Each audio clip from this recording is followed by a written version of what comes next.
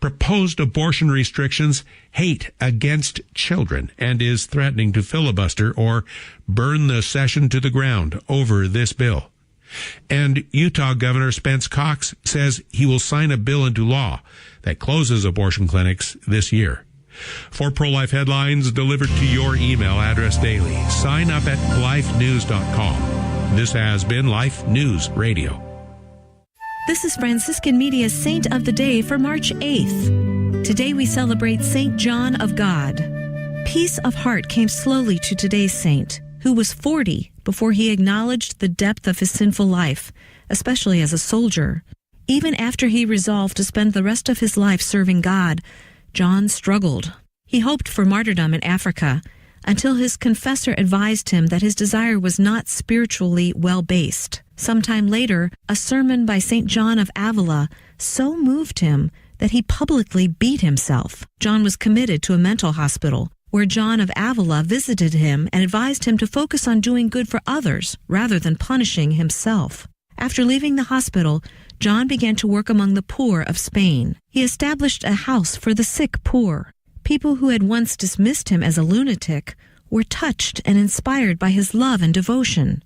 Many supported his work with money and provisions, including a local bishop who began calling him John of God. In time, both his work and his interior prayer life attracted men who wished to work with him. A new religious congregation of men devoted to hospital ministry was formed 20 years after John's death in 1550.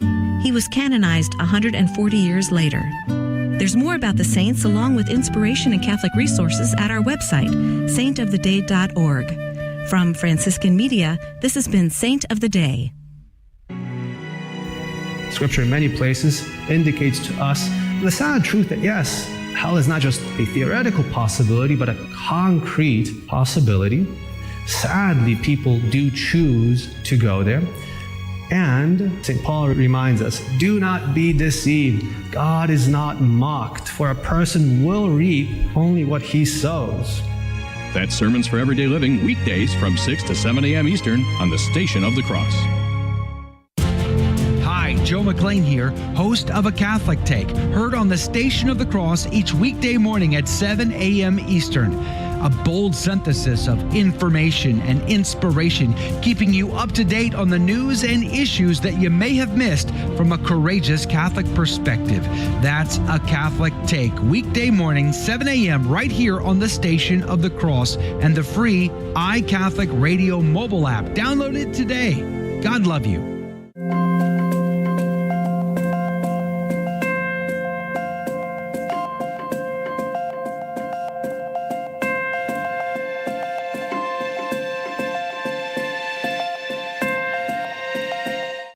This is Joe McLean, and you're listening to the Station of the Cross, proclaiming the fullness of the truth with clarity and charity. Heard around the world on your Android and Apple mobile devices.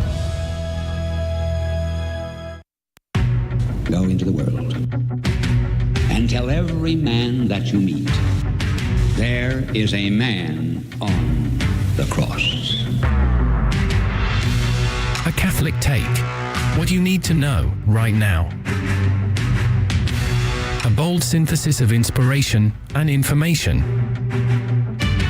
Keeping you up to date on the news and issues from a courageous Catholic perspective. A Catholic Take with Joe McLean starts now.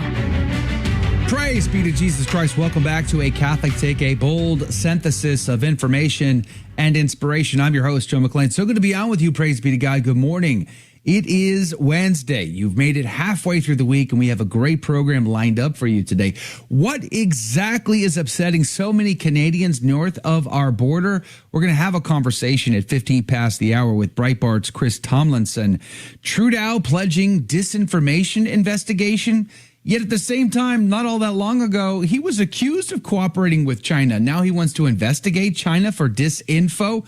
We'll get the latest on that with Chris Tomlinson. Join us at 15 past the hour. But here's a bigger question. Why is Cardinal Hollerich, of all cardinals, why is he the guy who's about to become the Pope's closest advisors, at least one of the closest advisors of the Pope? This is the guy who seems to embrace all manner of insanity, wanting to do away with church teaching, change church teaching in the German synodal process. We're going to have that conversation with Michael Hichborn from the Lepanto Institute.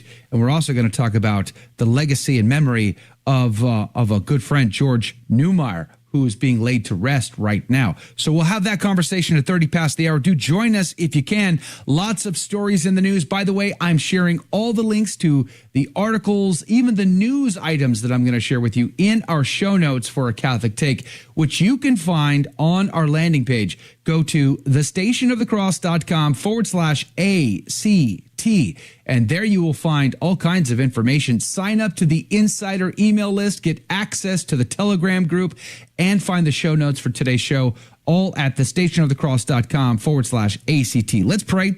Let's dive in. Let's get started. In the name of the Father, the Son, and the Holy Ghost. Amen. Remember, O most gracious Virgin Mary, that never was it known that anyone who fled to thy protection, implored thy help, or sought thine intercession was left unaided. Inspired by this confidence, I fly unto thee, O Virgin of Virgins, my mother. To thee do I come, before thee I stand sinful and sorrowful. O Mother of the Word incarnate, despise not my petitions, but in thy mercy hear and answer me. Amen. In the name of the Father, the Son, and the Holy Ghost. And now, the saint of the day.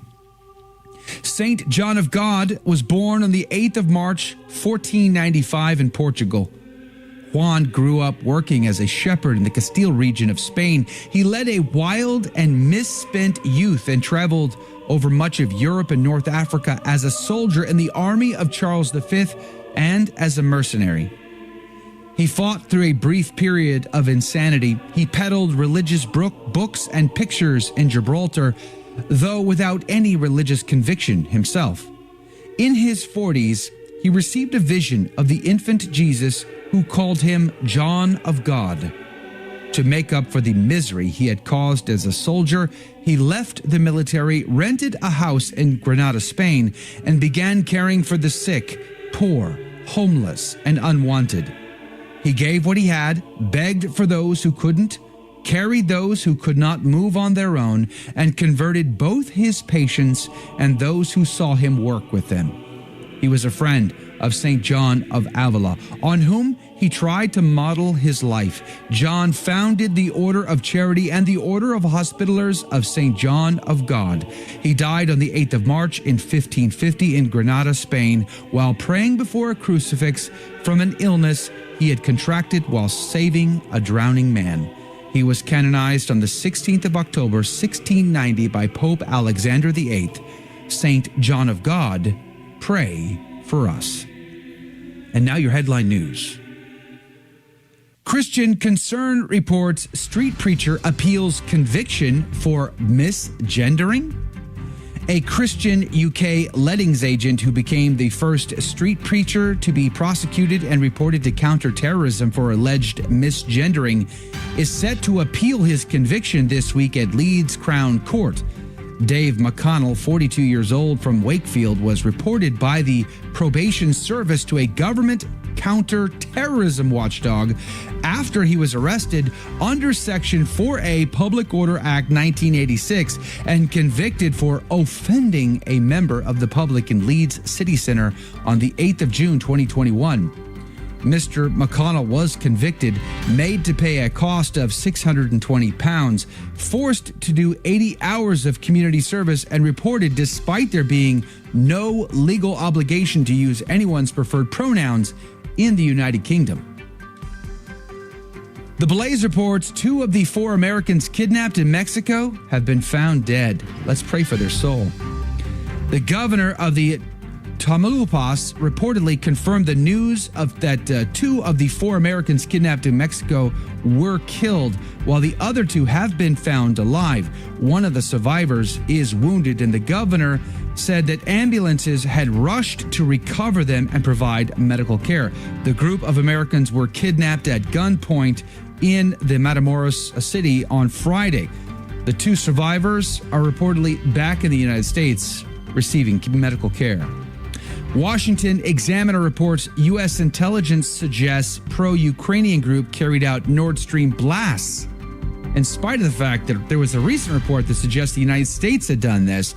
New intelligence reviewed by U.S. intelligence agencies reportedly indicates that a pro-Ukrainian group was behind the attacks on the Nord Stream pipeline last year. Unnamed U.S. officials briefed on new intelligence said that it indicated that pro-Ukrainian actors, likely Ukrainian or Russian nationals, were behind explosions, the New York Times reported Tuesday.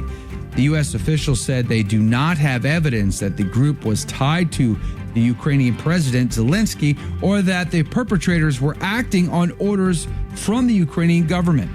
However, Ukraine did deny any involvement on Tuesday, and those are your headline news.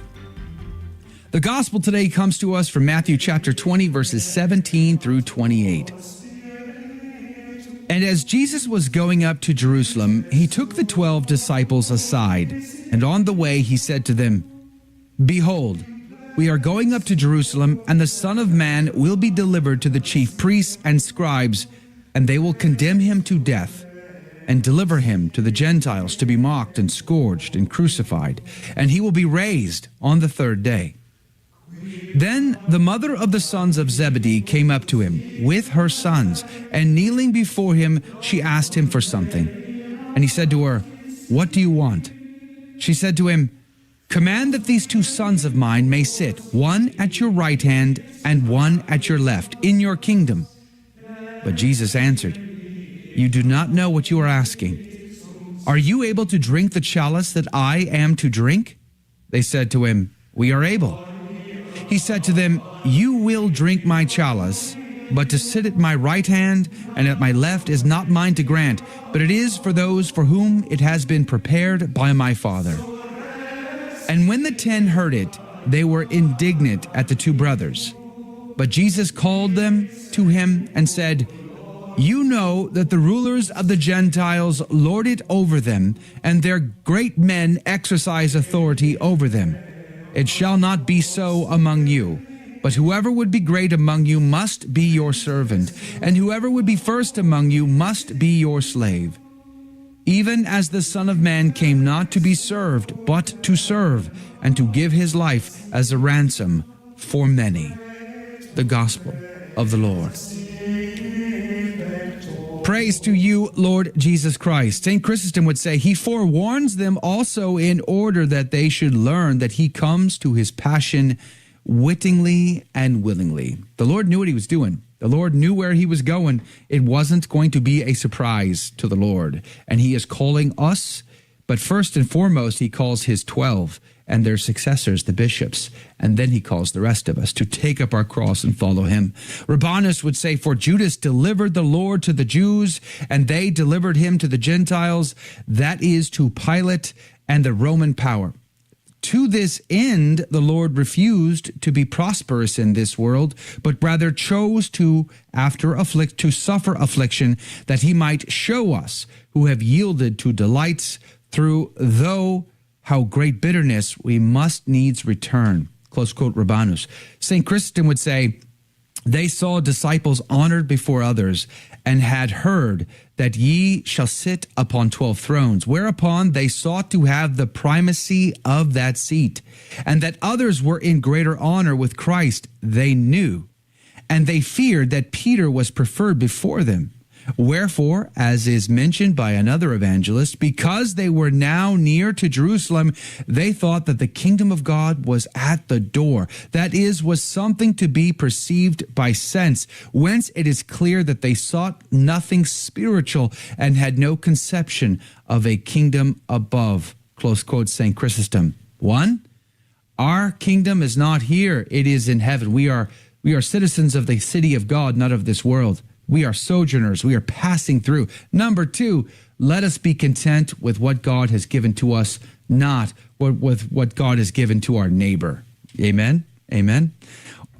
Pseudo-Chrysostom had a lot to say today. "But men become governors in the church that they may serve those who are under them and minister them whatever they have received of Christ, that they may postpone their own convenience and mind that of others, and not refuse even to die for the sake of those beneath them. To seek, therefore, a command in the church is neither righteous nor profitable. No prudent man will be voluntarily subject himself to slavery, nor stand in such peril wherein he will have to render account for the whole church, unless it be one, perchance, who fears not God's judgment, who abuses his ecclesiastical primacy to a secular end, so that he converts it into a secular primacy. Close quote, pseudo-Christendom. That is powerful stuff. Hey, don't go anywhere. Right after the break, Chris Tomlinson's going to be here to talk about what's going on with Trudeau, Communist, and Canada.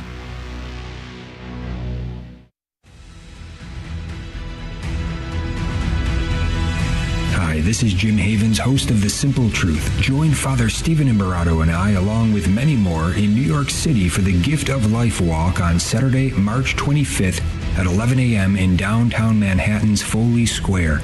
We invite everyone to come walk with us behind the Men's March banner in this great opportunity to stand up together for the least of these on the Feast of the Annunciation, which is also the Day of the Unborn Child. Men, we also have a special men's night the evening before the walk on Friday, March 24th. Meet us at 6:30 p.m. for an important presentation on authentic manhood and the pro-life movement in the old gym at the Basilica of St. Patrick's Old Cathedral in Manhattan. Make plans now to join us. We hope that we'll see you there.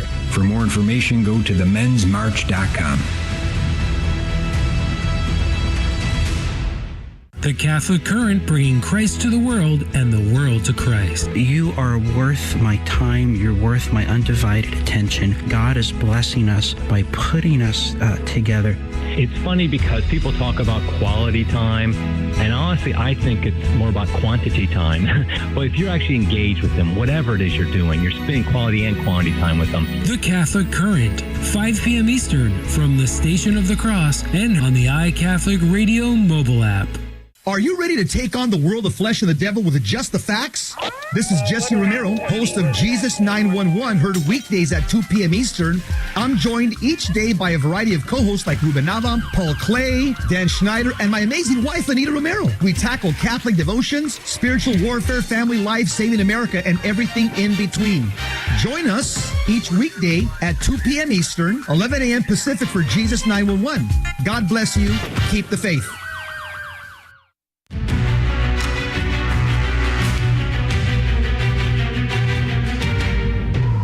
Praise be to Jesus Christ. Welcome back to A Catholic Take, a bold synthesis of information and inspiration. I'm your host, Joe McLean. Coming up at 30 past the hour, we're going to have a conversation with Michael Hichborn from Lepanto Institute. Why exactly is Cardinal Hollerich being chosen to be part of the Pope's inner council? I want to have that conversation because Cardinal Hollerich has been proposing all kinds of very not good things, let's just say, when it comes to church teaching. We'll have all of that coming up at 30 past the hour. By the way, I will be posting all the links of our conversations today in the show notes, which you can find linked up at thestationofthecross.com/ACT. That's thestationofthecross.com/ACT. However, there's some stories going on in Canada right now that we should be paying attention to. And Chris Tomlinson is one of the guys I go to for those types of stories. He joins us now from Breitbart. Good morning to you, Chris. Good morning. Praise be to God. We're grateful for your time, Chris. Just not that long ago, Justin Trudeau and his administration were being accused of collaborating with certain Chinese operatives in order to, manipulate election results, manipulate sort of public perception of things too. And now he's investing some, $500 million into disinformation. What's the story there? Yeah, he's investing $5.5 million into allegedly combating misinformation. This is something that Trudeau has been kind of harping on about for many years. Really started probably after the last, probably started in 2016, actually, after the election of Donald Trump. It's something that he's been kind of going on for a long time. But the new news really is related more towards these accusations, as you said, towards Chinese interference in our elections, specifically in the last two elections in 2019 and 2021. In 2019. And these are really surrounding accusations that have come from our domestic spy agency, which is CSIS, the Canadian Secret Intelligence Service. And leakers from CSIS have said that they warned Prime Minister Trudeau of this alleged election interference. And so what's happened is that election interference allegedly benefited Trudeau's Liberals, and whether or not it won him the election, we don't know at the moment, but that is where this is all stemming from. So it seems to me that Canada and China has, or at least the government in Canada and China has a cozy relationship in general. I mean, there was, what was it, a year and a half ago maybe, there was reports that there was a group of Chinese entrepreneurs dressed in Chinese military outfits marching around the streets on an island in Canada on the West Coast. We're seeing constant reports of Justin Trudeau, and the picture that you have on your article over at Breitbart, which, by the way, the headline says opposition parties demand inquiry into pro-Trudeau Chinese election interference. I'm going to be linking to it, sharing that. But it seems like there's a very cozy relationship between these two. Can you describe to us what that relationship really is? Yeah, it's sort of an interesting relationship because it is very cozy in the sense that there's a lot of Chinese investment in Canada, and if they could, they would invest a lot more in Canada just because we have a lot of natural resources in this country. But there's also a very big Chinese population in parts of Toronto, in the Lower Mainland, or in and around Vancouver. So there's a lot of Chinese influence that comes into a lot of these places. But there's a lot of, as I said, Chinese business people who are looking to invest in Canada. So there is definitely really good ties between, especially the Liberal Party of Justin Trudeau's party and the Chinese. Although there have been conflicts and whatnot too. We had the case of the two Michaels, who were two people who were arrested and kept in prison for several years before eventually being released. So there have been conflicts as well during the prime ministership of Justin Trudeau. But the basic relationship has been very good.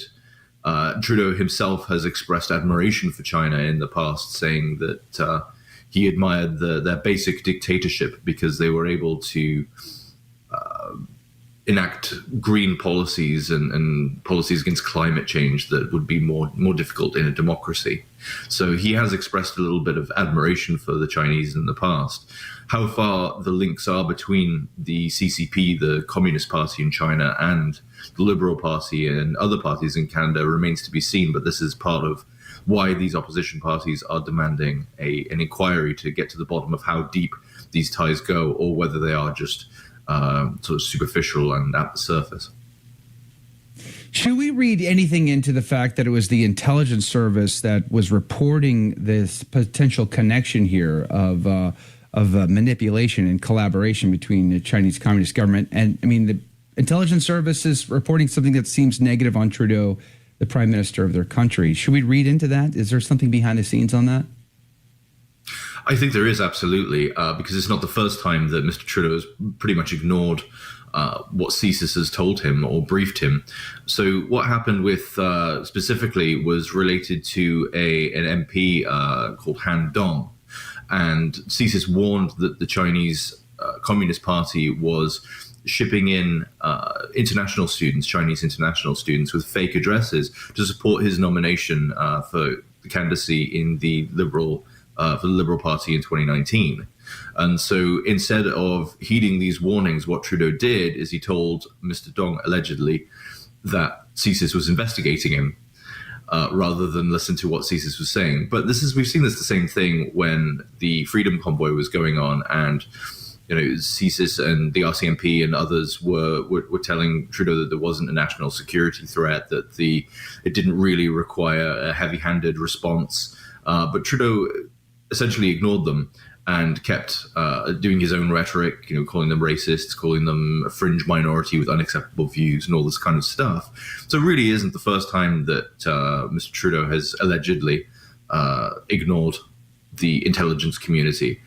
It's the same thing when it comes to things like anti-hatred and white nationalism and stuff like that. The number one terror threats in Canada remain things like radical Islamic extremism. But Mr. Trudeau has spent a lot of money on anti-hate groups and all these other people trying to put out that there's a threat of white nationalism, far-right extremism, and things like that. But a lot of the reports from the intelligence community have said that it really isn't that much of a threat. So he doesn't have a great track record for listening to the intelligence community, it seems. How is Trudeau's population, or how is the popular vote up there for him? How do the Canadians feel about Trudeau as a prime minister? Are they supporting him? Is he high in the rank? Is he low in the rank? Where does he stand in popular opinion? Well, so in the last two elections, he didn't win a majority of the vote. He won, I believe, just around 30%. So only around 1 in 3 people actually votes for Mr. Trudeau. So he's not actually as popular as maybe some people in the international media would like to make him out to be. And since the trucker convoy last year and the election of Pierre Poilievre as the new leader of the Conservative Party, he's really taken a tanking in the polls. Mr. Poilievre and the Conservatives now, almost in every poll that I've seen recently, are doing far better than Trudeau's Liberals. So he really is in a very difficult situation, and this new scandal is really the worst of many scandals, and that says something, because this is the person who did blackface so many times that he doesn't even remember how many times he's done it. So it should tell you something that this scandal is really being seen here in Canada anyway as the worst of the worst.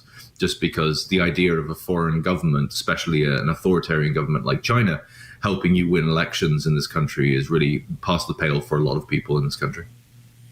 We continue to see reports coming out of Canada that pastors are being arrested for speaking up and defending, the truth about there being a male and a female, or marriage and things like this. They're getting arrested, and drag queen story hours continue to prosper in Canada as well as the United States, unfortunately. Taxes are on the rise there too, from what I understand, and now we're seeing again this cozy relationship with communist China. So is there a change on the horizon? If his popularity is so low and he is not all that loved in Canada, are the Canadians getting fed up with this, and do they want to change, and do you foresee a change in the coming days, weeks, months, years? I definitely think there's going to be a change at some point. I think Mr. Trudeau right now is trying to hang on for dear life to his political career.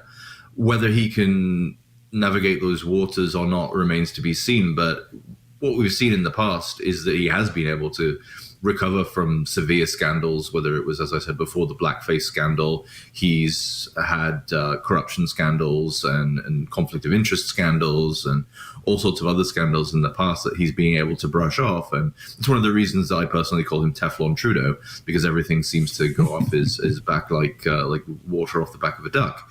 So whether or not he can rally his base, his liberal base, remains to be seen. But the one really interesting part of this scandal is that his government is currently propped up by the far left New Democrats led by Jagmeet Singh. And Mr. Singh has been one of the very more vocal people saying that we need to have an inquiry into possible Chinese interference in the elections. And so if he loses the confidence of the New Democrats, then his government will fall, because they do not have enough votes in Parliament to be able to pass legislation.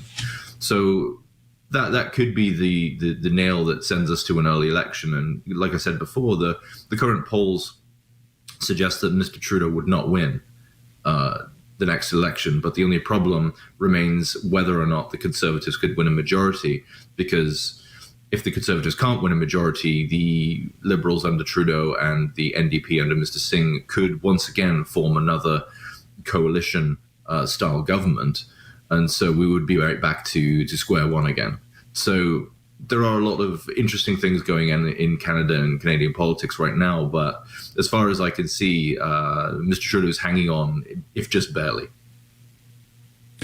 In your article, Trudeau pledges disinfo crackdown and claims of Chinese election meddling on behalf of his party. Again, I'm going to be linking to this in the show notes today, but $5.5 million to combat disinformation. That's not a lot of money in the grand scheme of things, but ultimately, what do you think Canadians will get for their $5.5 million. What will be the outcome of this expenditure? I think it's very likely that some friends of Mr. Trudeau in the NGO sector are going to get a payday. Whether that's going to translate into anything meaningful for the Canadian people, I'm more skeptical. But what we've seen in the past is Mr. Trudeau and his government funding some very sort of not very credible people. One person, a man named Leif Marouf, was an open anti-Semite, and he was funded under a program to combat hatred in Canada. So that was an interestingly ironic thing for the government to do. They've also funded groups like the Canadian Anti-Hate Network, who have also had their own controversies. They attempted to turn or at least label the flag of Canada during the Second World War as a hate-promoting symbol. So we've had sort of a very interesting cast of characters receiving money from the government. So we'll see who gets this $5.5 million this time. I encourage everybody to go to Breitbart.com and search for Chris Tomlinson's articles there. Again, I'm going to be linking to all of them. He has a great set of articles. There's a lot of stuff going on in France, too, that he reports on. Highly recommended. Breitbart.com. Chris, God bless you. Thanks for updating us on this. We really appreciate that. God love you. God bless. Thank you very much. All right. Coming up after the break, more breaking news and stories. And then why Cardinal Hollerich, of all people? Michael Hichborn from Lepanto Institute is going to be our guest to catch us up on the Cardinals chosen to be in the Pope's personal council. All that and more is coming up next.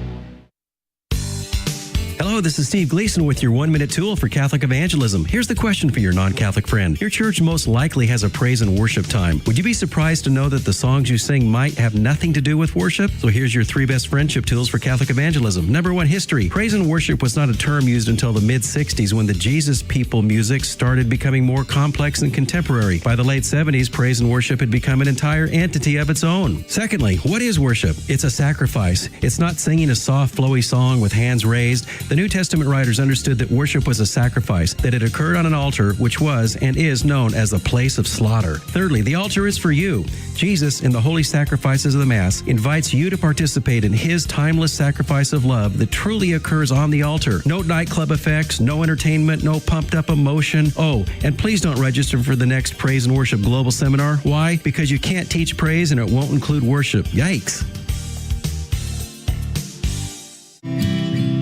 Do you love listening to the Station of the Cross on your car radio, but sometimes find yourself driving outside the listening area? Never miss another minute of your favorite show.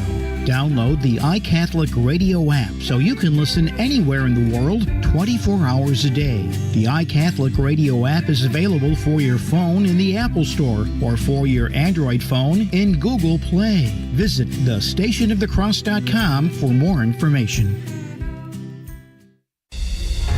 I'm Jim Havens, host of The Simple Truth, heard weekdays at 4 p.m. Eastern on the Station of the Cross Catholic Media Network. This is kind of the playbook of how the culture has been so decimated and destroyed. I think the most important thing is to just recognize how much we have been manipulated. And, you know, I've come to see anytime Christianity and Judaism are weak, the occult just fills in. It's like the jungle. You know, the weeds just come in, and that's what fills the gaps. That's The Simple Truth, weekdays at 4 p.m. Eastern on the Station of the Cross.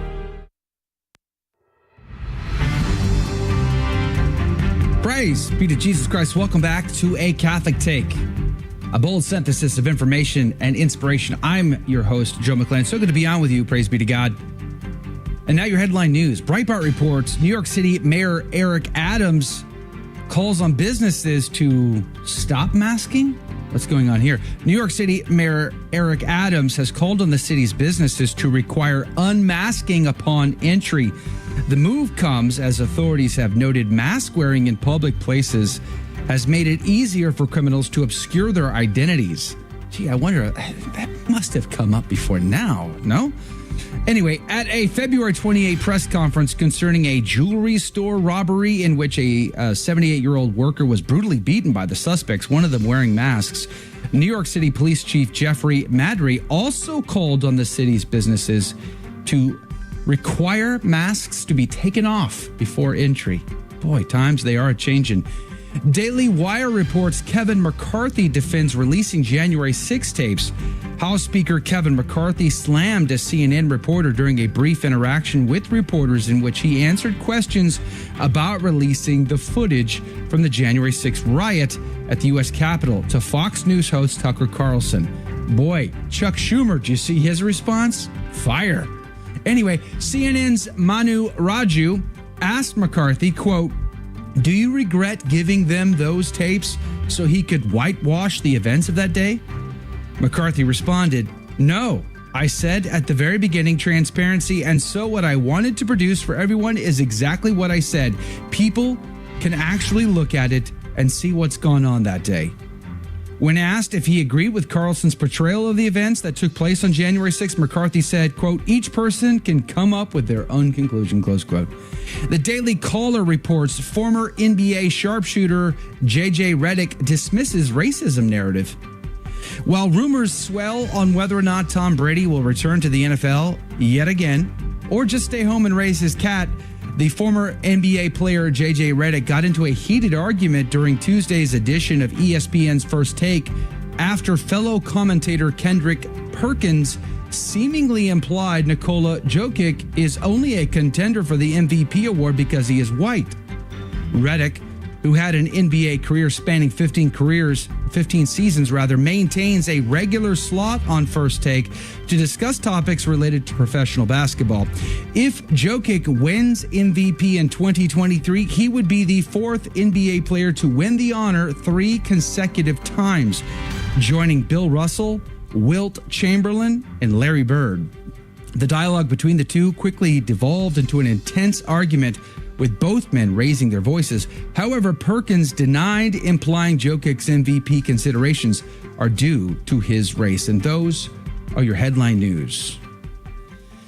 Don't forget, I'm posting links to all the stories, the articles, even the news articles that I'm sharing with you in the show notes, which I'll be posting right after we go off the air. So you can find those at thestationofthecross.com/ACT. That's thestationofthecross.com/ACT, where you can also join our insider email list and get access to the private Telegram group. By the way, good morning to everybody on Telegram. Thanks for hanging out with us today. And so much more. All of the links to the live video feeds, everything is there. Watch the show live. Go to thestationofthecross.com/ACT. Joining us right now via telephone is Michael Hichborn from the Lepanto Institute. Good morning to you, Michael. Good morning. It's good to talk to you again. Praise be to God. Glad to have you back on the show. Thank you for your time today.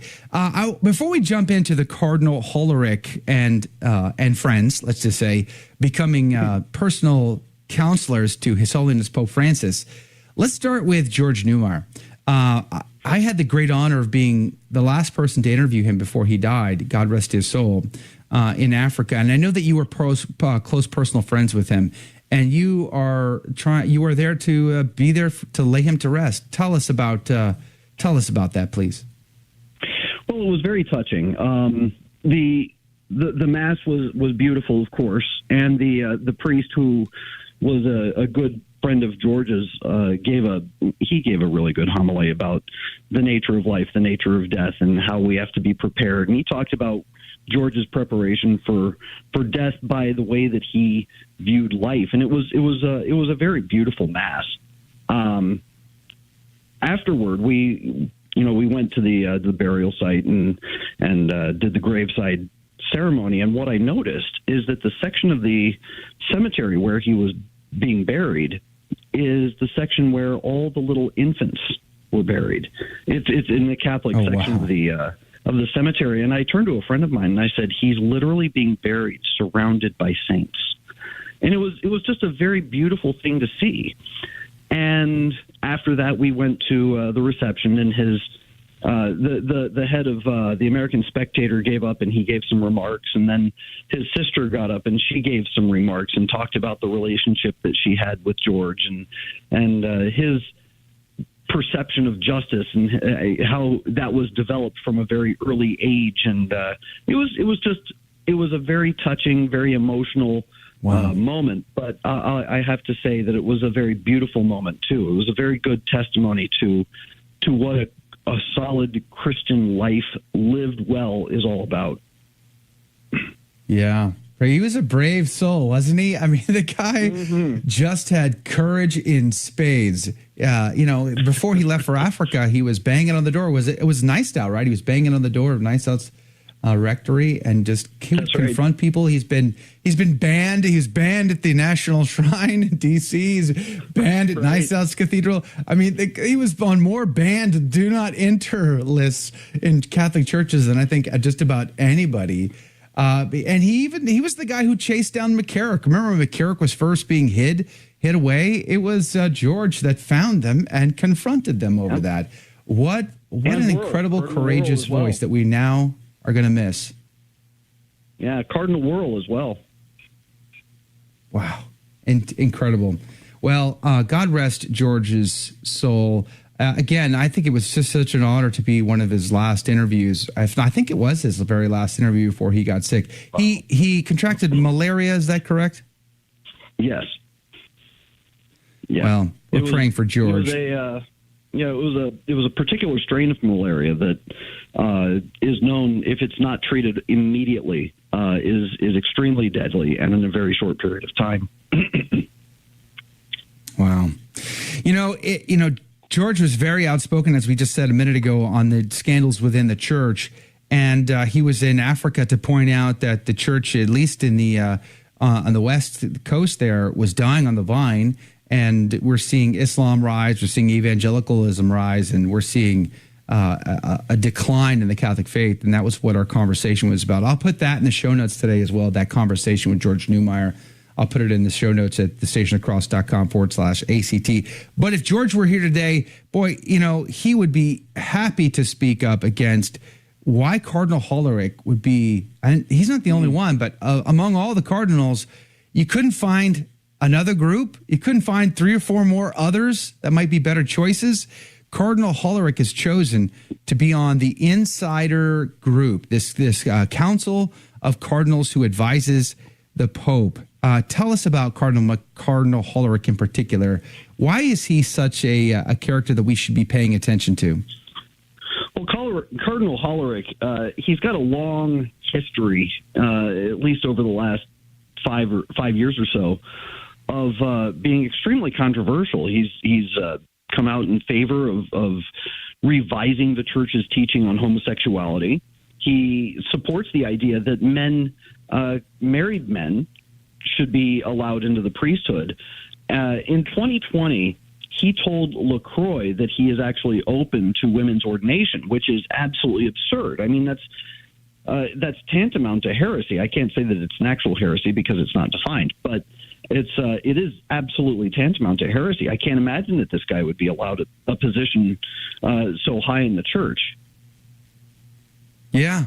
It is amazing to me. And when asked, he has doubled down on more than one occasion about some of these positions, especially, LGBTQ being sort of accepted as normal behavior, even though the Catechism of the Catholic Church makes it clear that it's considered inherently evil. The actions, the behaviors, these things we cannot embrace. We cannot call good evil and evil good. And yet he seems to double down on that, similar to Cardinal McElroy in San Diego, for instance. And he's also supporting married clergy, women priests, and it goes on and on and on. And, he doubles down every time he's asked about it. He doesn't hide. He's not hiding in the shadows. He's being very open and honest about what he thinks and believes. And it still boggles the mind of your Catholic layperson who just can't seem to wrap their head around, how do men like this even make it to the top? How do men like this get that far when they seemingly reject what the Holy Mother Church teaches? It's just, we can't understand, Mike. How do men rise to the top? Well, we can understand because they are appointed by a certain individual. And what this tells us is that the individual who is appointing these cardinals agrees with their positions. Why else would you ask for their advice? Especially on certain matters pertaining to human sexuality, the nature of the priesthood itself, which are current topics. We have to remember Cardinal Hollerich he's been highly involved in the Synod on Synodality. He was the general realtor from 2020, or he is the general realtor from 2021 to 2024, and now as a close confidant with the Pope, he you might say he has a finger on the pulse of both the Synod and on what the Pope wants the Synod to do, which means he will be more effective now at combining the two ideas. And given his disposition toward homosexuality and his disposition toward women's ordination to the priesthood and the diaconate, Cardinal Hollerich seems to be personally handpicked to bridge the gap and to make sure that those ideologies are somehow made into one. Cardinal Pietro Parolin is remaining. So is the Archbishop of Boston, Sean O'Malley. He remains. The Archbishop of Bombay remains. And the Archbishop in the Democratic Republic of Congo remains. And then there's new ones. His Eminence Fernando Vergez Alzaga is how it says. And that's from the Governorate of the Vatican State. Juan Jose Omella, Archbishop of Barcelona. Gerald Lacroix, Archbishop of Quebec, is there. Jean-Claude Hollerich from Luxembourg. And Sergio de Rocha, the Archbishop of San Salvador in De Baja, is also been named. And all of these guys have some issues. So can we play the devil's advocate for a second here, Michael Hichborn? Is it just possible that the Pope likes to he's just mixing things up? He just is mixing things up. That's all. No big deal. You know, you had Cardinal Pell on the last time. Well, he was on until he got sent back to Australia. And then that was kind of the end of that. God rest his soul. Or, you know, is there a silver lining here? Is there some way to think about this in the most positive light? If I were to put the most positive spin on it, I would say, well, maybe the Pope is just trying to draw out all the ideologically charged villains of the church and put them around him because you want to keep your enemies closer than you want to keep your friends. Okay. I mean, if I were a betting man, I'd say that's a ridiculous bet. But if I were to put the most positive spin on it, that's the spin that I would put on it. Yeah. It is hard to really wrap my head around this. We're up against a hard break here on the network break. Michael Hichborn is our guest from Lepanto Institute. You know, I think a lot of lay Catholics are very scandalized by all of this. I think summer of 2018 under Cardinal McCarrick, former Cardinal McCarrick, thank the Lord, has just been a bridge too far for most, and I'm definitely in that category. And we just can't understand when you have a prelate of the church, a prince of the church, someone who could potentially be, you know, elected the next pope, who rejects church teaching. That is confusing. It's just really, really confusing. So when we come back from the break, we're going to talk to Michael more about this story. Specifically, let's get to talk about the other picks and some of their issues that are also similar to that of Cardinal Hollerich. We're going to talk about that and a lot more coming up right after the break. Do me a favor, though. Make sure to stop by thestationofthecross.com/ACT. Get signed up for the Insiders list, where I'll send you goodies every single week. I will harass your inbox, but I promise I'll make it worth your time. Go to thestationofthecross.com/ACT. I'm going to put all these links there today as well. So much still to come with a Catholic Take. We'll be right back. Are you feeling lost in a sea of overwhelm? Hi, this is Coach Felicity with Stand Tall Today Coaching Minute. Many people find themselves challenged with overwhelm. Too many things to take care of, too many people to please, too much work to do. And in spite of their best efforts, they continue to fall behind with this overwhelm coming in like a flood. But that's not the abundant life that Jesus wants you to live. That's why Stand Tall Today has experienced professional coaches that will assist you in dialing down that overwhelm. They'll help you get a grasp on where you are and to create a plan that enables you to take bite-sized steps of action so you can live an abundant life. Why not take your first step right now? Go to standtalltoday.com and find a coach that is just right for you. because life is simply too short to stay lost in a sea of overwhelm. This is Coach Felicity with your Stand Tall Today Coaching Minute. Gloria Patri et Filio et Spiritui Sancto. The St. Thomas More House of Prayer, a Catholic retreat center, prays the Liturgy of the Hours each day, starting with the office of readings at 5:30 a.m. and ending with night prayer at 8 o'clock p.m. Nestled in a peaceful, rustic setting, it's the perfect place to converse with God and discern His will for your life. The St. Thomas More House of Prayer is open to the public and can be booked by individuals or groups for retreats. We're located at 365 Hill City Road in Cranberry, Pennsylvania. To book a visit or learn more, visit liturgyofthehours.org or call 814-676-1910. That's 814-676-1910.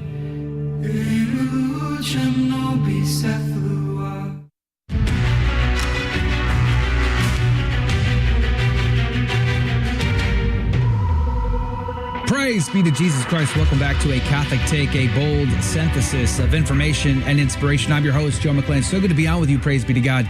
Coming up at the top of the hour, the Holy Mass will play. If you're listening on the radio, please do keep us in your prayers. And for those hanging out in the live video feeds, we'll do an after show for a half hour, hanging out, conversating with you directly. You can find all the links to that on our landing page, including the podcast, the live video feed. You can also find the show notes for today. Everything is linked up there. Go to thestationofthecross.com/ACT. Sign up to our email list there as well. But Michael Hichborn with Lepanto Institute, lepantoin.org, is our guest today. Good morning to you, and thank you for being on again, Michael. Thank you again for having me on. Yeah, praise be to God. I want to talk about some of these other choices and some of their backgrounds that might also be of interest to us. We've been talking about Cardinal Hollerich and how it is that a guy who openly professes what seems to be error, it definitely is contradictory to what the church teaches, confusing, ambiguous, you could say that at least. Some are calling it heresy. I'm not a theologian. I can't make that determination, but it is incredibly, incredibly confusing to say the least. And there's some others here on this list. In addition to Cardinal Hollerich, the other new members also already hold positions of influence. Cardinal Sergio La Rocha, 63, has been president of Brazil's Bishops' Conference since 2015 and was president of Vocations and Ministries of CALAM, the Latin American Episcopal Conference. He took part in the 2015 Synod on the Family and was general realtor of the 2018 Synod on Youth, whose final document has been called remarkably LGBT positive and was used as a point of reference for the Synod on synodality. What do you know about Cardinal La Rocha, Michael Hichborn? Well, to be honest, I know about as much about Cardinal La Rocha as I do from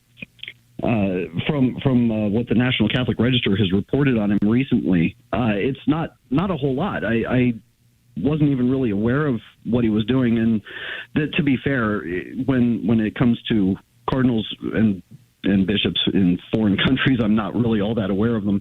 But the fact that he was the president of Vocations and Ministries of CLEM, or CELAM, says a lot, because if you look at what's going on with the vocations and the ministries in Latin America, it's not very good.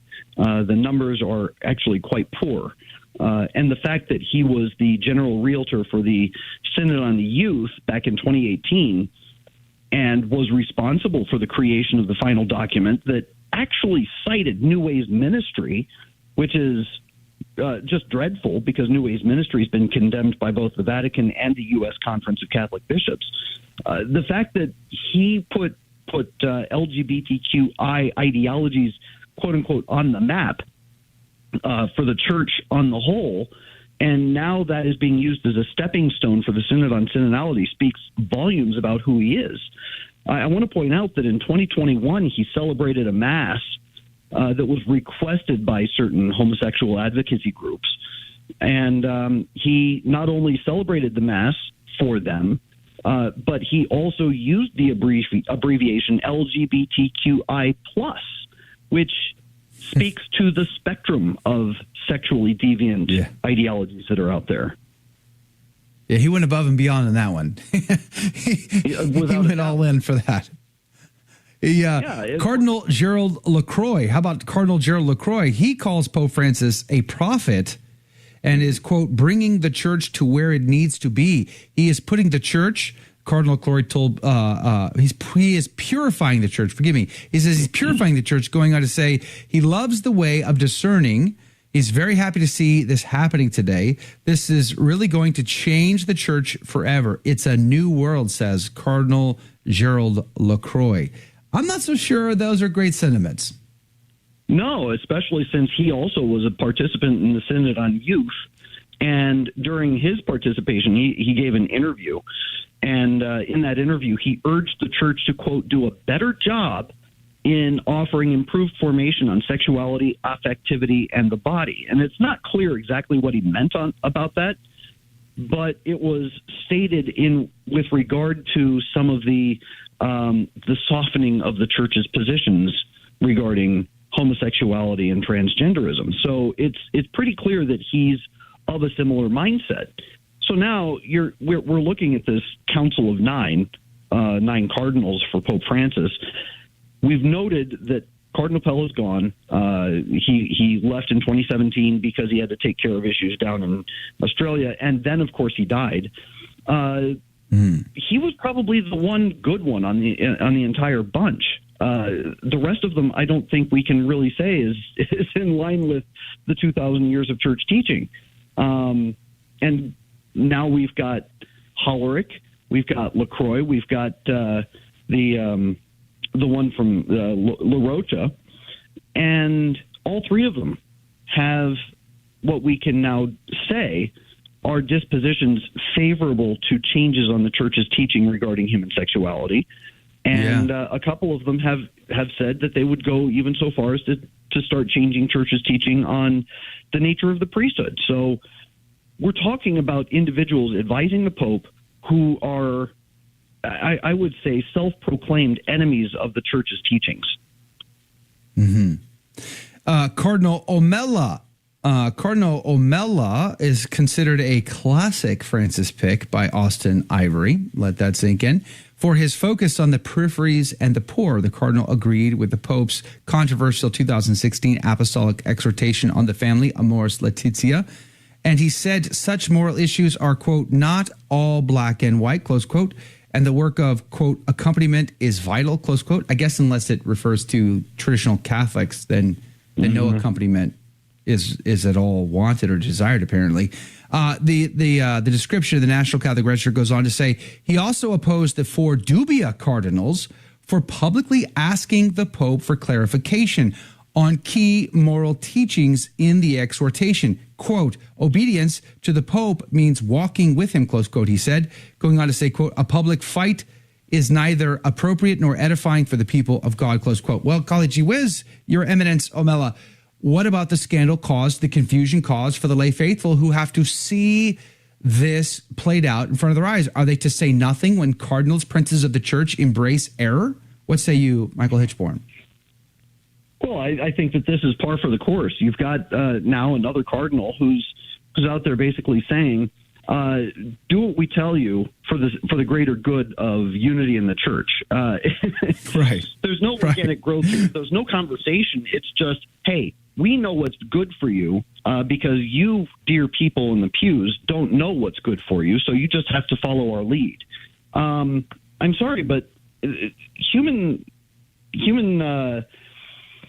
there is an individual nature to salvation. And when it comes to our understanding of the church's teachings, it is incumbent upon the bishops, the priests, and the cardinals, and the Pope to clarify matters that are dubious. And for him to say, well, nope, we don't have to clear anything up for you. You just have to follow our lead and do what we tell you, despite the fact that there are contradictions that are being instituted from the highest positions in the church, it's highly disingenuous for a cardinal to say something like that.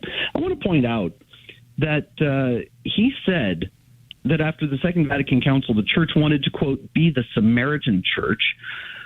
accompanying the suffering people of the world. And he said that he also believes that the church has to, quote, unite institutions for the common good so that no one feels cast aside.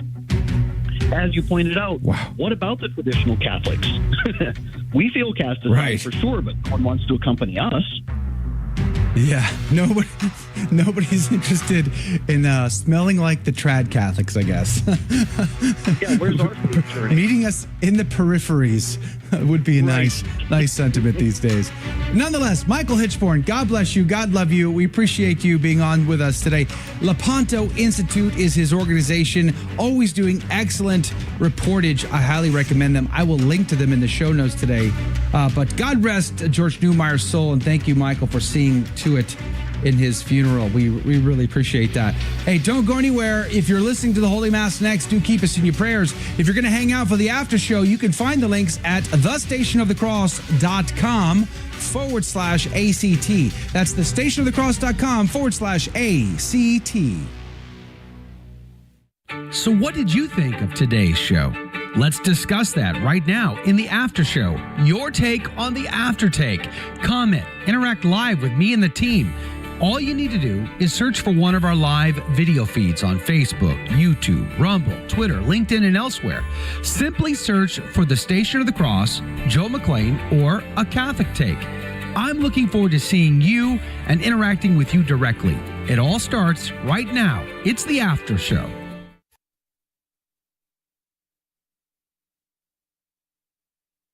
All right, Joe, we are clear, and on with the after show.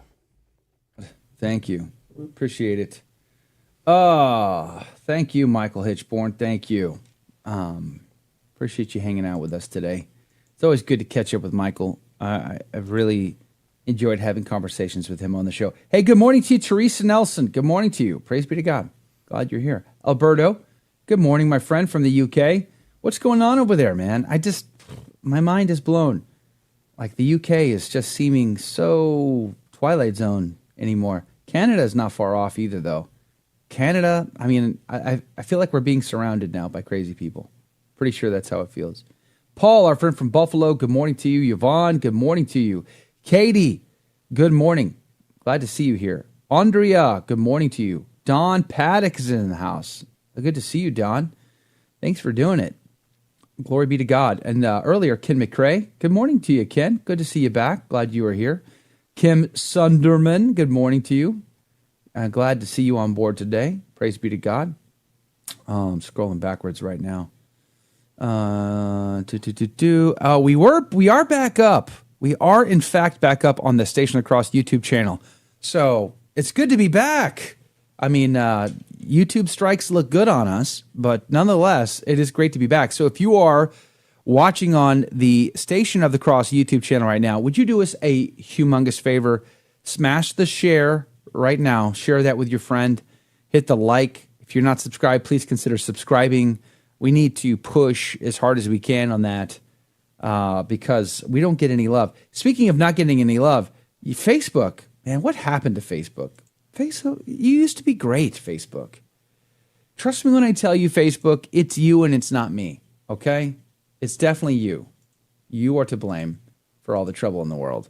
Like, I used to be able to get great traction on Facebook, but now, no matter how, I have over 10,000 followers on Facebook, and almost nobody ever sees my content. So thanks, Facebook. You're the best. June Ybarra, good morning. Patty, good morning. Don is over there as well. Good to see you. If you're on the Rumbles right now, we would be grateful if you would do us a huge favor and smash the Rumble and leave a rant. I want to know where you're from. Let me know your thoughts on either Justin Trudeau. Anybody from Canada in the chat today? Let me know if you're from Canada. I'd love to get your thoughts on your government's policies, the direction of your country. And Alberto, you're our plank owner regular from the UK. So you let me know what you're thinking about the UK. But I thought it was very interesting that you're seeing people being arrested for things that aren't even crimes. The guy, it's not even a law that requires you to respect the, quote, gender identities, close quote, of other people. And yet he was arrested for that. I found that very, very interesting story. But Gunslinger Brick Wall, good morning to you. Thanks for hanging out on the Rumbles today. I see Damon's also on the Telegram group. Hey, check this out. I like this. Yvonne, loving that little bumper sticker action, the magnet you got in the mail. I like that. Praise be to God. She's got an iCatholic Radio bumper. You can't really see that, but an iCatholic Radio magnet on her car. If you would like an iCatholic radio magnet on your vehicle shipped to you free of charge, well, go to thestationofthecross.com/ACT. And I'm going to put a link to it in the show notes now. So I won't actually put the show notes up until I get off the show. So that'll happen at 30 past the hour. I'll start working on that. And then I will include that. So later today you can go there and you can find that. Let me do that real quick. Let me go to the website real quick. thestationofthecross.com/ACT. Let me show you guys this. Now that I want it, it's taking its sweet time. Paul, good morning to you. Laura, good morning to you, Laura. Thanks for hanging out with us today, Laura. We appreciate you on the Telegram group. Eileen is over there. Good morning to you. T-Storm is there. Mike K is there. Damon. Mateus from California. Whoa, straight from the Embassy of Texas, located in Southern California. Did you put out a sign, Mateus? I'm just curious. Did you put out the sign that says Embassy of the People's Republic of Texas?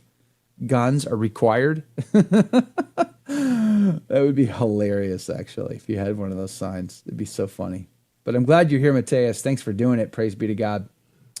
Thanks for doing it. All right, so we set this up, this landing page, and you'll see right here, you have links right underneath the banner, or you can, hit the live watch stream. You can get the podcast, join the Insider email list, show notes, et cetera, et cetera. So for whatever reason, I'm not seeing the live feed. The live feed should be happening right in this space right here, and it is not. So clearly we got work to do.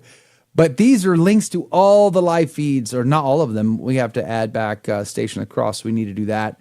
But you can find the live video feeds here.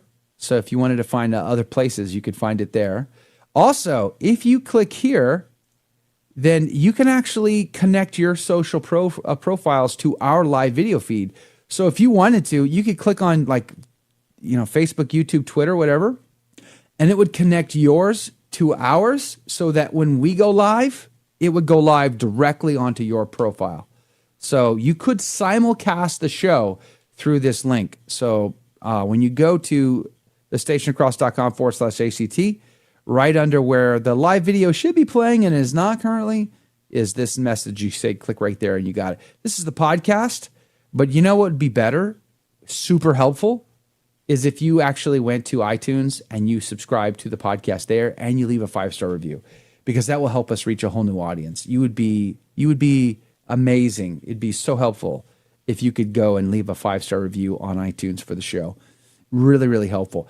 This is where you sign up to the email, the insider list. And so what happens is once you sign up to this list, you're going to get an email confirmation in your email inbox right away. So make sure we don't go into your junk mail for starters. But in that email, to confirm that you're a part of the inside group, I'm going to send you a link that gives you like 18 motivational talks, Catholic apologetics, Catholic evangelization, Catholic motivation talks, just to say thank you for being a part of the insiders. And then also in that same email is a link to join the Telegram group where you can hang out with us 24/7, share your life, your friends, your family, your faith, your conversations. Like a lot of times I posted a video yesterday of my son's 7th birthday yesterday. Praise be to God. 7 years old. It's hard to believe my youngest is 7 already. I posted the video clip from yesterday's conversation on the national divorce there. But other people post all kinds of things, links to articles, stories, all kinds of stuff that we post there. So it's a great community, super awesome people, and everybody's sharing their life and, like I said, their family, their friends, their passions, and all that stuff. So if you want to be part of the insider community at the Telegram, you got to get on the email list first, and this is where you do that. And then you can get access to that. So here are the show notes.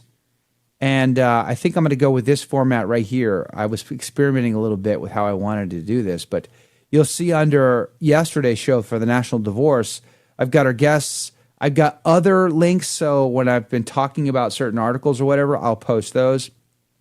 And then here's all of the news items that I shared yesterday in the 2 news segments. I'm going to do that again today, posting all those in case you're at all interested in learning more specifically, reading the articles that I'm sharing in my news segments. You can do that through the show notes. And then I will include the ability to get the magnet. But all it is if you go to the About page, you can go to promotional materials, and you can actually request the magnet through this page right here. They're only doing magnets, and if you do the iCatholic Radio magnet, then it'll apply everywhere on planet Earth. So it's relative everywhere you live. It's not specific to the radio stations that you see here. You just go for the iCatholic Radio one, that one right there. So you can request it through this link right there. But I'll post a link to it in the show notes as well. So glory be to God. Praise be to God. So what's on your mind? Let me know what you're thinking. And let's chat here. So that's a nice website, Joe. Hey, thanks, Yvonne. I appreciate it. It's not done. There's still some things to fix. It's taking us too long to kind of get there. Alberto says, it's got a pronoun now, that Canada.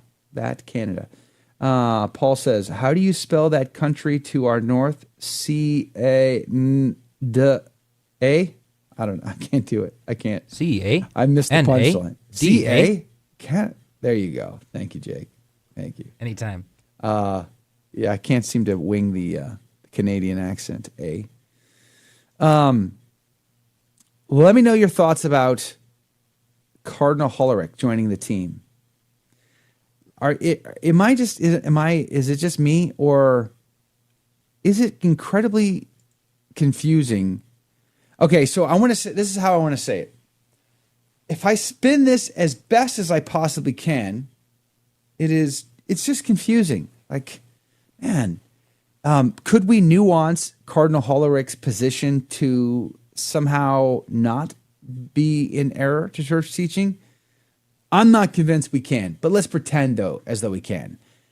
Even if that's true, and somehow, some way, at the end of the day, Cardinal Hollerich isn't embracing error at all, he just has a very nuanced approach, well, then it's still confusing, right? It's still just confusing. It confuses the lay faithful. So that's not good. So why are we stacking the deck of the Pope's personal counselors who meet on a fairly regular basis and provide that counsel to him? Why are we stacking that deck with men who all seem to be in that category? There's no balance. There's no one to balance that out. So am I the only one who feels that way? Let me know your thoughts. Leave that in the comments today. I see Mike the Brick Wall there posting a picture of his son, blessing himself with the holy water font next to the door there, the front door. Man, we have a holy water font next to our front door, but I'm going to be honest, just between us, I don't think I've put holy water in that thing in a long time. It dried up, and I haven't put any back since.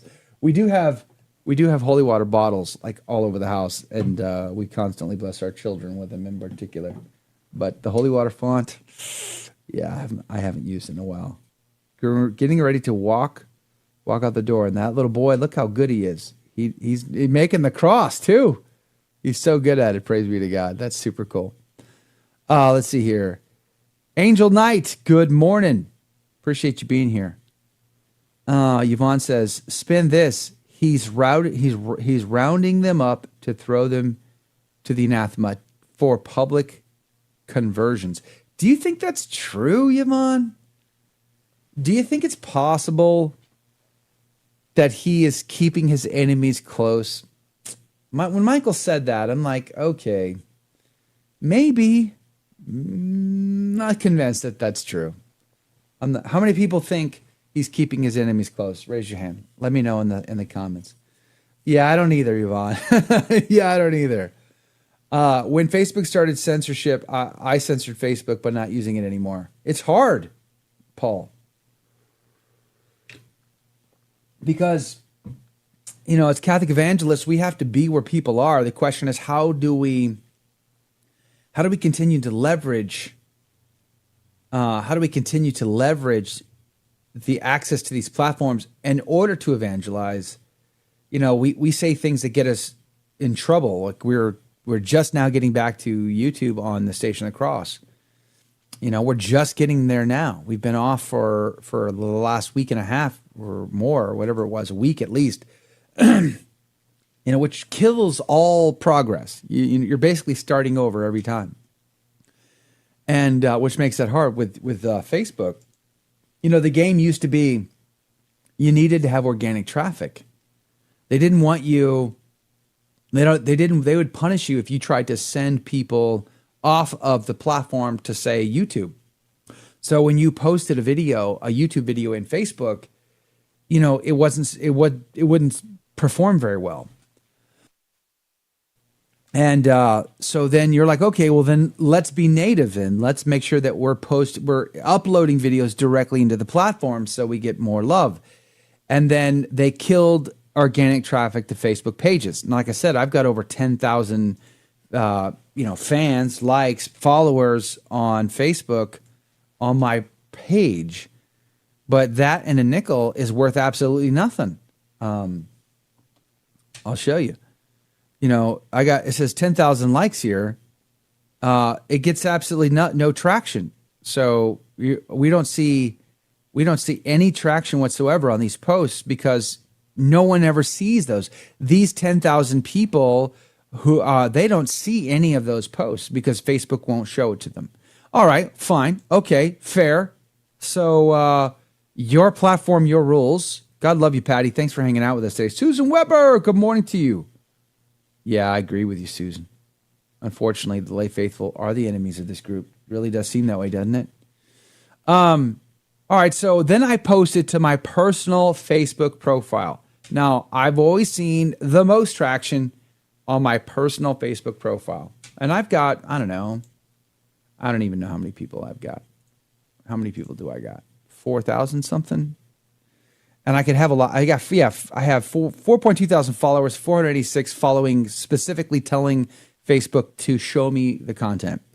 Well, okay, so I should get some good traction here, but honestly, it doesn't get a lot of traction, this kind of content. Now, if I put up the video of my son in his birthday party, that'll get traction. If I put up a cat video, that'll get traction. I put up a video of me talking about losing 100 pounds. That'll get traction. This picture got some traction, praise be to God. But most of the time, even on my personal Facebook feed, Facebook says, no, don't worry. We're not going to show you that content to anybody, so don't worry about it. Very, very few people ever see our content. Same thing on YouTube. It's better on YouTube and it's better on Rumble. We have more people who watch there and hang out there, but it's still not fantastic. So, and there's a variety of reasons. It's not just because they don't like what we talk about. There's other reasons, actually.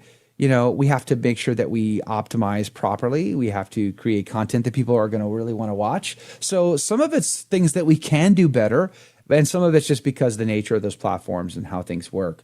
So, which is why I say it's really important that you guys are staying connected directly to us. And to do that, that's why I'm really recommending going to thestationofthecross.com/ACT and going down to where it says the join the insider list. So if you just click on this link right here, join the insider email list, you can it takes you just 2 seconds, you're in. Yes, I'm going to harass you. There's no question. But I'm going to send you some cool stuff every week and make it short and sweet and to the point and keep you in the loop on what's going on. Plus, you have access to the Telegram group on the back end. And more is coming. More is coming. Premium content is on the way. We're looking forward to it. Praise be to God. And at the same time, can I just recommend that you be a part, you download the iCatholic Radio mobile app. It's free, Android and iOS. And that's another great way to stay connected so that no matter what, you are able to enjoy not only my show, but you can enjoy Mother Miriam, you can enjoy Father Mateg, you can enjoy The Simple Truth, The Spirit World, Jesse, we have Jesse Romero on our lineup. So we got some great programming, and more programming is on the way. So a lot of good things happening, and we are working on some cool stuff on the back end. Rob B, good morning. Says, Joe, yesterday I think you mentioned a Catholic video site. What was the name of that site? Rob, I'm so glad you asked. It is called Spiritus TV, and I will post a link to that as well in today's show notes. And we need to upload a video there today. Jake, I'm going to send you the credentials so you can upload on my channel that I started there. So it is they've got about 60-ish content providers there now, all uploading content, and you can actually get like trending videos or top videos. Father Ripperger's there. A bunch of people are there now. Hey, look at this. There's my video. I posted the one and only video I posted is there right now. Let me see if I can get a better. Can I get a better? Can you see it better if you see it that way? No, probably not. I don't know. But there are lots of people there that you could check out. SpiritusTV.com is their link. SpiritusTV.com. But I'll post a link to it in the show notes today as well, so you can see that. They are hoping, and I'm hoping that they do it. I had a great conversation with the guy who's behind it all. His name is Daniel. He's from Dallas. And they've got some interesting plans. They're trying to build this thing out. They're trying to do some very cool stuff here.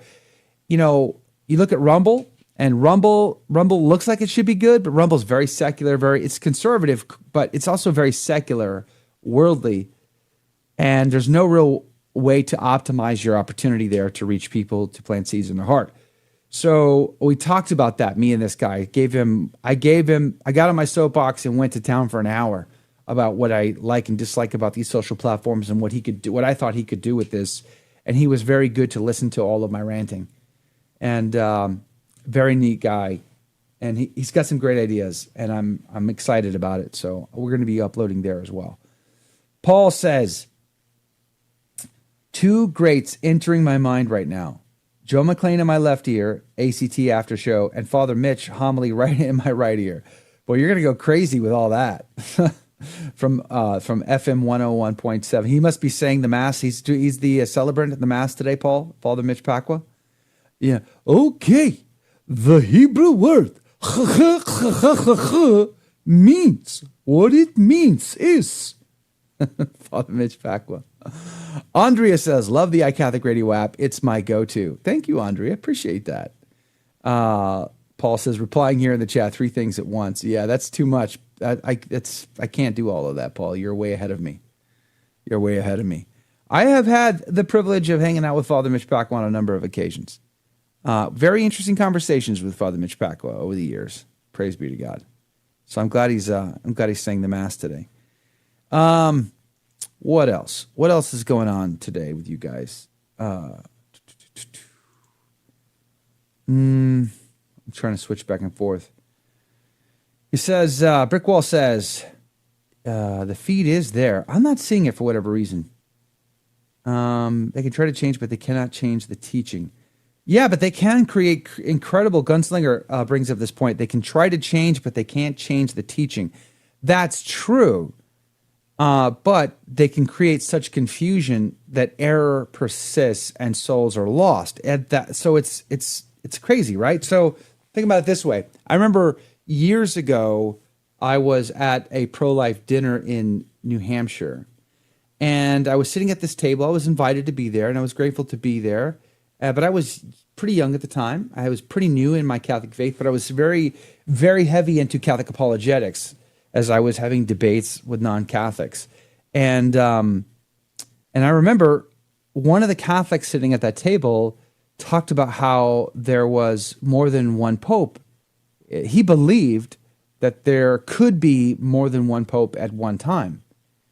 And I tried to correct him, and I'm like, no, that's not true. He's like, well, of course there was more than one pope. There was the popes in Avignon. There was there was these popes and that popes, and there was these anti-popes. I'm like, but hold on, there was never ever a time when there was more than one pope.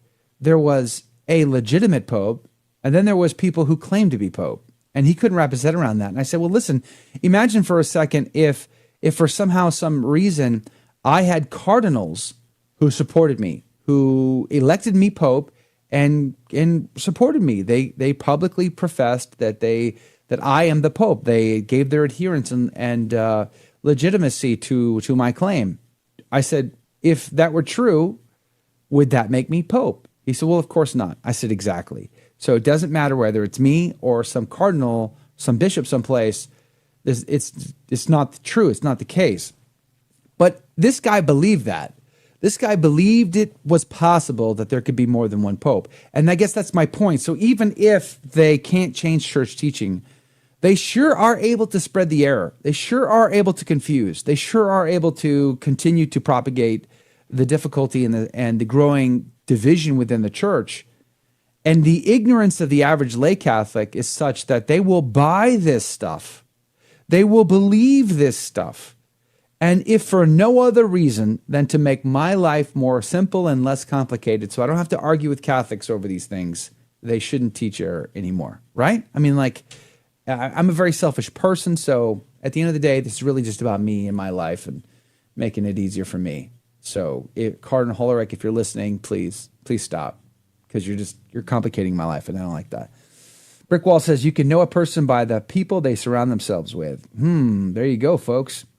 TJH44, Joe McLean would be a better pope than Francis. I don't know about that, TJH44. I highly, highly doubt that I would make a good pope. In fact, I will not accept if elected. I will not run.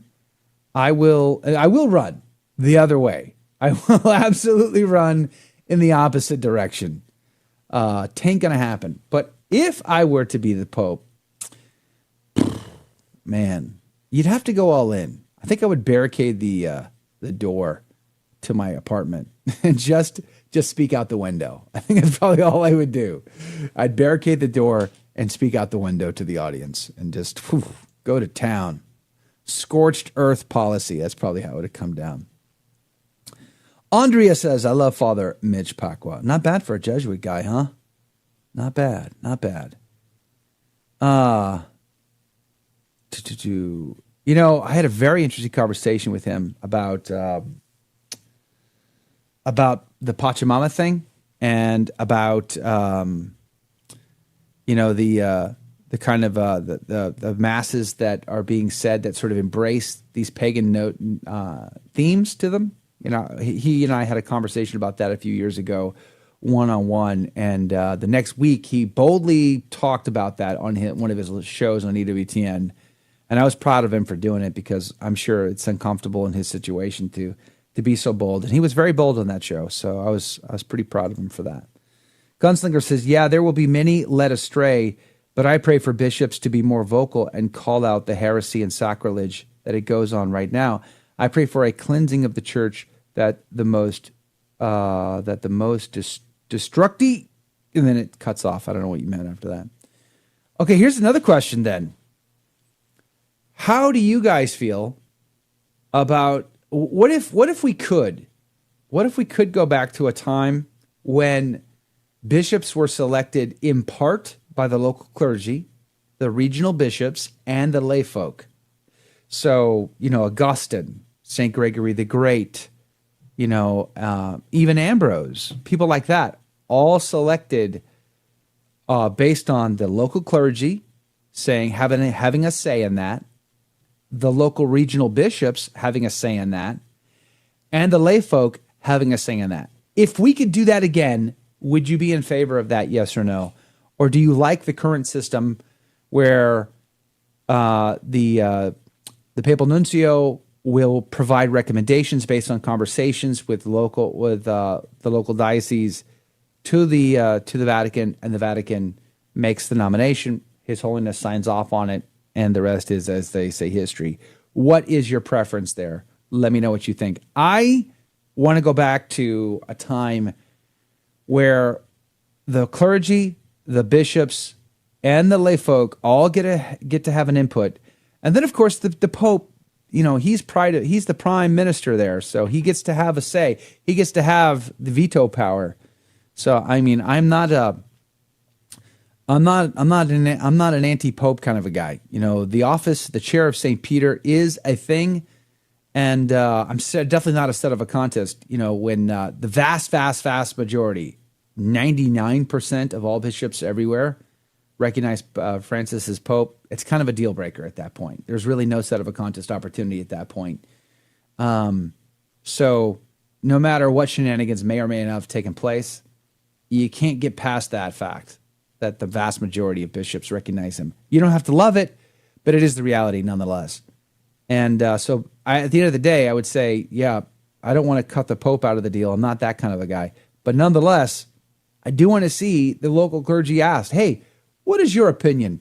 Now, you might say, but Joe, look at some of these local clergy. Ixnay on the Urgi clay. I mean, not great. There's a lot of problems in some of these local clergies in these dioceses, and that's true, 100%. But that's why you also ask the lay folk. Now, the question is, would you get an honest opinion?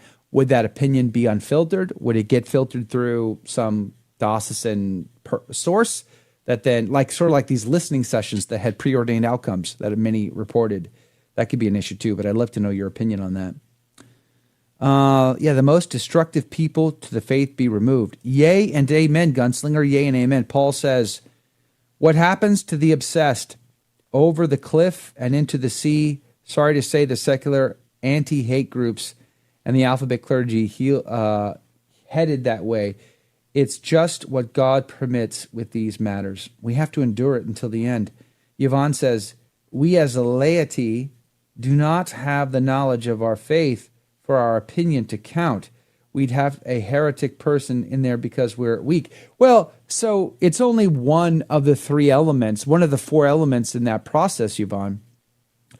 You know, it was because of the laity that you get a St. Augustine, doctor of the church. It's because of the laity that you get an Ambrose. Ambrose was a Roman governor. He was trusted and revered by all. And that's why they wanted him to become the bishop. He wasn't even a priest. He had to go through all those steps, just like Augustine did. This is why you get St. Gregory the Great. He was chosen by the people. And at that time, the Roman emperor had a say in that matter as well. And he affirmed it too because his reputation exceeded him. And he was an amazing guy. I mean, that's how you get to people like that, because the lay folk had an opportunity to have an input. Now, it would just be one input. It wouldn't be the only input. So it's a combination of all of those things: regional bishops, the clergy, the diocese, the lay folk. And yeah, you got to start somewhere, but could that system be worse than what we have now? I don't know. Not so sure. Maybe the argument is it's possible that you might affect change in the current system faster than you could affect change with layfolk and clergy and local regional bishops, because there's a lot more moving parts that would need to be changed. Whereas you just change certain bishops' positions at the Vatican, et cetera, and then you can, change the way that those things are done. So yeah, I can see that argument. But ultimately, I want to see. I think I like the old system, but what do I know? I'm just a knuckle dragger. My opinion doesn't count for much. At any rate, Deborah, good morning to you. Thanks for hanging out with us again today. Praise be to God, Deborah. God love you. Susan, at this point, would the laity recognize a holy man? Valid questions. Brent Haynes is going to be on tomorrow. Looking forward to it. Do us a favor. Go to thestationofthecross.com/ACT. Get on the email list. Get connected. I would love to see you over there. God bless you. God love you. And we'll see you here tomorrow.